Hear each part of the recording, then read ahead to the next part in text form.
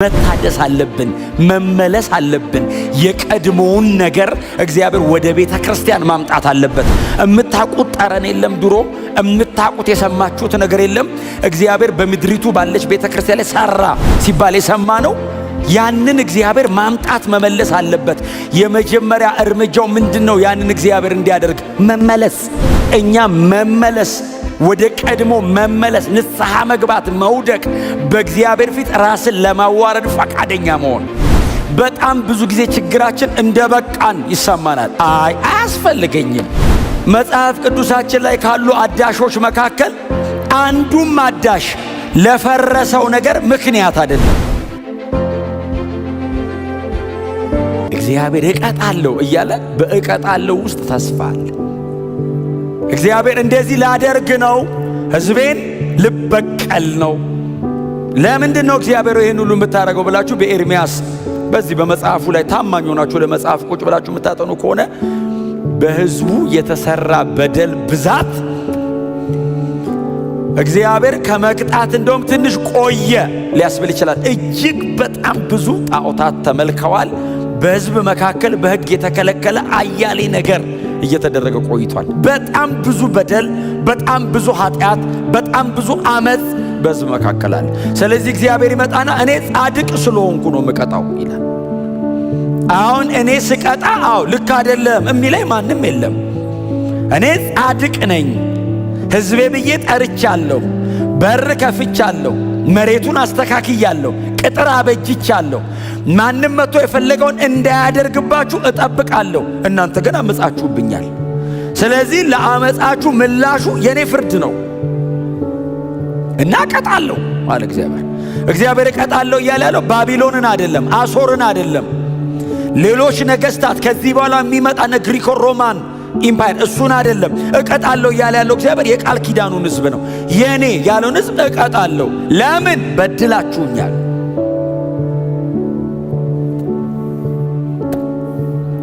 እና እዛ ውስጥ ግን ደግሞ የእግዚአብሔር ተስፋ አለ። ክብር ለእግዚአብሔር። እና ቁጥር 21 ላይ 3:21 ላይ ሲጀምር ሆኖም ይህን አስባለሁ። ምን ውስጥ? የእኛ በደልና ሮሮ የእግዚአብሔር ፍርድ ውስጥ ሆኜ ይህን አስባለሁ። ሆኖም አያያዥ ነች አይደል? እንደዚህ ሊሆን ነው፣ እንደዚህ ሊሆን ነው፣ እንደዚህ ሊሆን ነው፣ እንደዚህ ሊሆን ነው፣ እንደዚህ ሊሆን ነው ይላል። እንደው ይሄ ሰውዬ መቼ ነው ተስፋ ያለው ነገር የሚያወራው? እኛ አሁን እያወራን ያለ ነው ስለ ታድሶ ነው እያወራን ያለ ነው። እኔ አሁን እያወራ ያሉት ስለ አንዲት ስለ ጥቂት ህብረት ወይንም እንደዚህ ስላለች ስለ ትንሽ ሎካል ቸርች አይደለም እያወራ ያሉት። እንደ አገር እግዚአብሔር ሊያድሰን ይገባል። እንደ አገር የኢትዮጵያ ቤተ ክርስቲያንን እግዚአብሔር ሊያድሳት ይገባል። ከምን እንጀምር? ከኛ እንጀምር። ከግል እኔ ልጀምር፣ ከዛ አጠገብ ያለው ሰው ይቀጥል። እንደ ቤተ ክርስቲያን እኛ እንጀምረው ይገባል። መንፈሳዊ ሥራ ስለሆነ ይተላለፋል። መታደስ አለብን፣ መመለስ አለብን። የቀድሞውን ነገር እግዚአብሔር ወደ ቤተ ክርስቲያን ማምጣት አለበት። እምታቁት ጠረን የለም፣ ድሮ እምታቁት የሰማችሁት ነገር የለም። እግዚአብሔር በምድሪቱ ባለች ቤተ ክርስቲያን ላይ ሰራ ሲባል የሰማ ነው። ያንን እግዚአብሔር ማምጣት መመለስ አለበት። የመጀመሪያ እርምጃው ምንድነው? ያንን እግዚአብሔር እንዲያደርግ መመለስ። እኛ መመለስ፣ ወደ ቀድሞ መመለስ፣ ንስሐ መግባት፣ መውደቅ፣ በእግዚአብሔር ፊት ራስን ለማዋረድ ፈቃደኛ መሆን። በጣም ብዙ ጊዜ ችግራችን እንደበቃን ይሰማናል። አያስፈልገኝም እንላለን። ኖ መጽሐፍ ቅዱሳችን ላይ ካሉ አዳሾች መካከል አንዱም አዳሽ ለፈረሰው ነገር ምክንያት አይደለም። ባይዘወይ ካደሱት ሰዎች መካከል ለምሳሌ ነህምያ ኢየሩሳሌም ለመፍረሷ ምክንያት አይደለም። እዝራ ምክንያት አይደሉም ምክንያት። ሲጸልዩ ግን ምን ብለው ነው የጸለዩት? እኛና አባቶቻችን በድለናልና አቤቱ ይላሉ አይደል? ሲጸልዩ ሁል ጊዜ እምትምርና እምትራራ ሆይ የፍቅርን ቃል ኪዳን የምትጠብቅ አንተ ነህና ዓይኖች ይመልከቱን፣ ጆሮች ጸሎታችንን ያድምጡ። ጸሎታቸው ይሄ ነው፣ እንመለስ። የመጀመሪያ ተጠያቂ አይደሉም እኮ እነሱ፣ ግን የትውልዳቸውን ከነሱ ቀድሞ የተሰራውን ሰብስበው በእግዚአብሔር ፊት ይወድቃሉ። የመጀመሪያ እርምጃ መመለስ በእግዚአብሔር ፊት መውደቅ።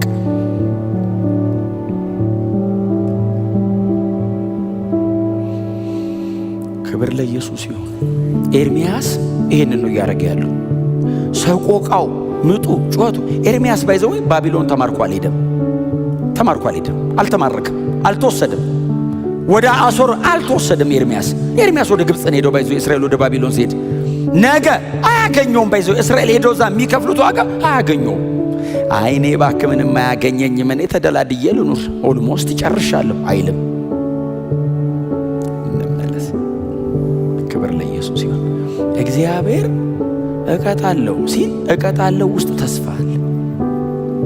እመታለሁ ሲል እግዚአብሔር እኮ እቀጠቀጣለሁ ሲል የተቀጠቀጠ ሸምበቆ ደግሞ አይሰብርም፣ ራሱ ደግሞ ያቃነዋል። ጥቅቅ አድርጎ እሱ ሰብሮናልና ከዛ ደግሞ እሱ እስከ መጨረሻ አይጨክንምና ይላል። ክብር ለኢየሱስ ይሁን። ሊመልሰን ይገስጸናል። መመለስ አለብን። ተስፋ እዛ ውስጥ ስላለ አንዳንዴ በእውነት ነው የምላችሁ እስከ መጨረሻ ድረስ እግዚአብሔር ጨካኝ እንደሆነ ይመስለናል እና የመመለስ ተስፋ የለኝም ይላል አንዳንድ ሰው። ኧረ እኔ ተስፋ የለኝም። በሕይወት ካለ ተስፋ አለ። ካልሞትክ ምንም ውስጡን መመለስ ወስን። ዛሬ ለመውደቅ በእግዚአብሔር ፊት ለማቅረብ ጸጋ ለመለመን አንተ እንደማትችል ለእግዚአብሔር ለመንገር ወስን። ብትችል ድሮም ታመልጥ ነበር። ስለማትችል ነው፣ ስላቃተ ነው። ለእግዚአብሔር ንገረው፣ ውሰድልኝ፣ ጸጋ ስጠኝ። መመለስ፣ መውደቅ፣ መወሰን። ተስፋ የለኝም የሚባል ነገር የለም። አሁንም ለእስራኤል ተስፋ አለ ነው የሚለው መጽሐፍ። አገር ፈርሶ ከተማ ተቃጥሎ ሕዝብ ሁሉ ቆሞ እያለቀሰ እዝራ በሕዝብ መካከል ቆሞ እንደዚህ ያለ አሁንም ለእስራኤል ተስፋ አለ። አለን በሕይወታው ተስፋ አለ። አባቶቻችን ምድር መተናለው ተስፋ አለ። ኤርምያስ እሱን ነው አልቅሶ አምጦ ሆኖም ይህን አስባለሁ፣ እንግዲያስ ተስፋ አለኝ። እግዚአብሔር ጋር አይደለ እየጮኩ ያለሁት? ተስፋ አለኝ። በእግዚአብሔር ፊት አለ እየወደኩ ያለሁት? በሚራራ በእግዚአብሔር ፊት ተስፋ አለኛ። እግዚአብሔር እየቀጣ ይምርሃል። ቅጣቱ ውስጥ ራሱ ማንሳት አለው። እግዚአብሔር ሊገድል አቅዶ አይመጣማ። ሊያስተምር ነው የሚቀጣህ። ገንዘቡ ሊያረግ ነው የሚቀጣህ። እስራኤልን ወደ ባቢሎን ሲልካት የኤርምያስ ሰቆቃ ምክንያት ይሄ ነው። ወደ ባቢሎን ሲልካት እግዚአብሔር መጣን እንደዚህ ያለ ናቡከደነጾር አገልጋይ ነው፣ እናንተን ለመቅጣታው ናቡከደነጾር ነው የሚያገለግለኝ አለ። ማን ነው ናቡከደነጾር? የባቢሎናውያን ንጉሥ አሕዛብ። እግዚአብሔር መጣን ናቡከደነጾር አገልጋይ ነው አለ። ቀጥሎስ አሶር ጅራፌ ነው። በአሶር በኩል እንደዚህ ያረኩ በጣም እንዳይገርፋችሁ። ለምን መሰላችሁ? እግዚአብሔር ይመጣና ቆይ እንትን በላችሁ ይልና ቀጣ እንዲገረፍ ሲያደርጓቸው ደግሞ እግዚአብሔር ይመጣ ለምን ገረፍካቸው ይላል። በጣም ይገርማል። ስለእናንተ ስል ነገሥታትን እገሥጻለሁ ደግሞ ይላል። ደግሞ መለስ ብሎ ግን እንድትስተካከሉልኝ ነው ፕሮግራሜ። እናንተን ፈልጊያችሁ ነው። ልጅ ሲያጠፋ ይቀጣል። የማይቀጣ ልጅ አይደለም። ልጅ ካበላሸ እምትቀጣው ልትሰብረው አይደለም አይደል? ልጅን አሁን እኛ ቤት አሁን ያጠፋሉ። ሲያጠፉ ሲደረጉ ሊሰብሩት ነው እንዴ? በጣም እኮ ከተመታ በጣም ሲያለቅስ ዝም ትለዋለህ እኮ። አንዳንዴ ዝም የምትለው ውስጥህ አባብሎ እኮ ይላል። ዛሬ ካባበልኩት ነገ ሌላ ያነሳል። እያመመው ይማር። ግን ርህራሄ ያለው ቅጣት እየቀጣው እሱ አንደርስታንድ አያረግም። ባይዘው በጣም የምትመታው ከሆነ አባቴ አይወደኝም ይላል። በጣም ስለምትወደው ነው የምትመታው። የሚቀጣን ስለሚወደን ነው። እየመታ ብለህ ስትወድቅ አባብሎ ይሏል እኮ ውስጡ። እኛ ግን በጣም አስቸጋሪዎች ነን። ካባበለን ባይዘው ደርበን ነው የምንሰራው። ያባብለኛል ብለን ተመሳሳይ ነው ባይዘው። ወይ ቸርችም እንደዛ ነው። እግዚአብሔር አባት ነው፣ እኛ ልጆች ነን። እኛ ቤት ደግሞ እኛ አባት ልንሆን እንችላለን፣ ልጆች ይኖሩናል። በዛ መንገድ ያንን አባትነት እኮ እኛ ውስጥ ያስቀመጠው እሱ ነው። እየቀጡ መራራት እኛ ውስጥ ያስቀመጠው እኮ እየቀጣ ስለሚራራ ነው። እኔ ክፉ ሆኜ ልጄ ዳቦ ሲለኝ ድንጋይ አልሰጠውም በምንም ተአምር። አሳ ሲለምነኝ እባብ አልሰጠውም በምንም ታምር። ጌታ ኢየሱስ እኮ አለ እናንተ ክፉዎች ናችሁ አለ። ባይዘው በፍጥረታችሁ ክፉዎች ናችሁ አለ። እሺ ክፉ ሆነ ይሄን ማታረክ ከሆነ ደጉ የሰማይ አባት ደግሞ አለ ስትለምኑት ዳቦ አይደለም መንፈሱን ሳይሰፍር እንዴት አይሰጥም? መንፈሱ በገንዘብ አይገዛም፣ በነፃ ነው የሚፈሰው። እጅግ ክቡር ነው። ርህራሄ ያለ ውስጡ አባትነት ውስጡ አለ። ኤርምያስ ሰቆቃውን ብታነቡ በእውነት ነው የምላችሁ ሰው እየጸለየ ሊሞት ይችላል ቢያነበው። እዚህ ደረጃ ብለን ጸጥ ነው የሚለው ትንፋሻችን። ኤርምያስ ግን ይሄንን ሁሉ ሰቆቃ ነው ሮሮ እግዚአብሔር ፊት ሲጥል በእግዚአብሔር ፊት ሲደፋው ውስጡ እግዚአብሔርን ማወቅ አለ። አባት ነው። ይራራል። ቱ ዲቴል ነው የሚወርደው ኤርምያስ። የበደላቸውን ዲቴል ማለት ነው። እያንዳንዷን ነው የሚያነሳትና በዚህ መጠን እግዚአብሔር ተበድሎ ነበር። ለምንድን ነው ዲቴል የሚያነሳው? ምሕረቱ ወደር እንደሌለው ያውቃል። እግዚአብሔር በጽድቁ እንደማይደራደር ቢያውቅም ምሕረቱ ግን ወደር የለውም እና ፈጽሜ በፊቱ እናዘዛለሁ። ይሄንን አድርጌ ተናዝዤ እግዚአብሔር ቢገለኝ ያዋጣኛል። ምሮ በሕይወት ቢያኖረኝ እኮ አይደለም። ስለዚህ በደልና ቅጣታው እግዚአብሔር ቢገለኝም በሕይወት ያኖረኛል ለዘላለም።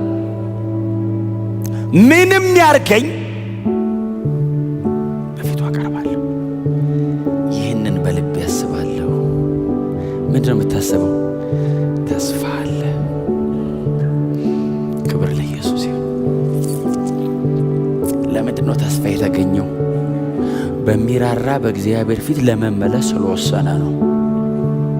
ለመመለስ ስለወሰነ ነው። ባዶ ሜዳ ላይ ተስፋ የለም። እግዚአብሔር ከማይጣረስ ባህሪው መካከል አንዱ ምሕረቱና ጽድቁ ነው። ምሕረቱና ጽድቁ አይጣረስም። እግዚአብሔር የድሮ እግዚአብሔርና የዘንድሮ የሚባል የለም። ድሮም ጻድቅ ነው፣ ዘንድሮም ጻድቅ ነው። ድሮ ይቀጣ ነበር፣ ዘንድሮም ይቀጣል። ምንም እንዳትጠራጠሩ። ኢትስ ቢብሊካል። አዲስ ኪዳን ላይ ማንሳት ካለብን ልናነሳ እንችላለን። ምናልባት ዛሬ እዚህ ሰቆቃ ኤርምያስ ላይ ስላለው ኒው ቴስተመንት ላይ አነሳላችኋለሁ ወደፊት አለ። እግዚአብሔር ጻድቅ ነው፣ ይቀጣል። ምን ጥያቄ አለ? ለዛውም ይሄውን ያስቀጣል የሚባል ደረጃ ላይ ያለ በጣም ላይት የሚመስል ነገር ሞት አምጥቶ ያውቅ። ፔናሊቲው በጣም ሲሪየስ ሆኖ ያውቅ። ግን የእግዚአብሔር ጽድቅ በእውነተኛ መመለሱ ስንሆን ምሕረት አለው። ክብር ለኢየሱስ ይሁን።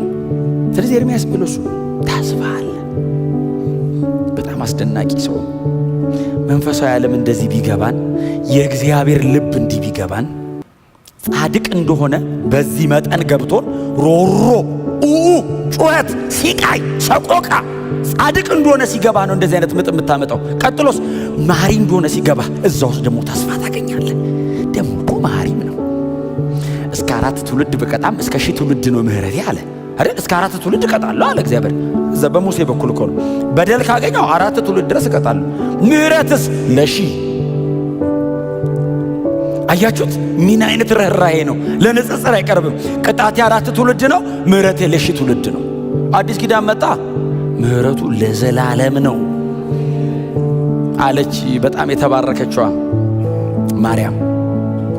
እሷ አይደለች የዘመረችው የባሪያይቱን ውርደት ከአንቺ የሚወለደው ቅዱስ እግዚአብሔር ነው በእኔ አለች። የባሪያይቱን ራሷን ስጠራ እኔን ባሪያውን የባሪያይቱን መዋረድ ተመልክቷል። ስሙ ቅዱስ ነው። ብርቱ የሆነ እርሱ በእኔ ታላቅን ሥራ አድርጓል። አዜመች ለቅዱሱ መልአክ ለገብርኤል ያለችው እሱን አይደል? ገብርኤል ወጥቶ ይላል እነሆ እኔ የጌታ ባሪያ ነኝ። ክብር ለኢየሱስ ይሁን። ምሕረቱ ለዘላለም ይጠብቃል።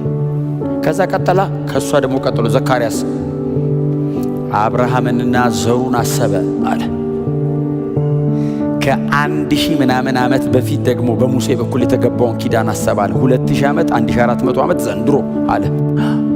ምሕረቱን ለዘላለም የሚጠብቅ አምላክ ከጠላቶቻችንና ከወደረኞቻችን እጅ ያድነን ዘንድ ብላቴናውን ኢየሱስን ላከው። ምሕረቱ ለመቼ ነው? ለዘላለም። አያችሁ፣ የእግዚአብሔርን ማንነት አንደርስታንድ ማድረግ ንስሐችንን ትክክል ያደርገዋል። መመለሳችንን ጤነኛ ያደርገዋል። ጻድቅ እንደሆነ ሲገባ እንደዚህ አይነት ሲቃ ያለ ውስጥ እግዚአብሔር አይዛነፍም ባህሪው በፍጹም።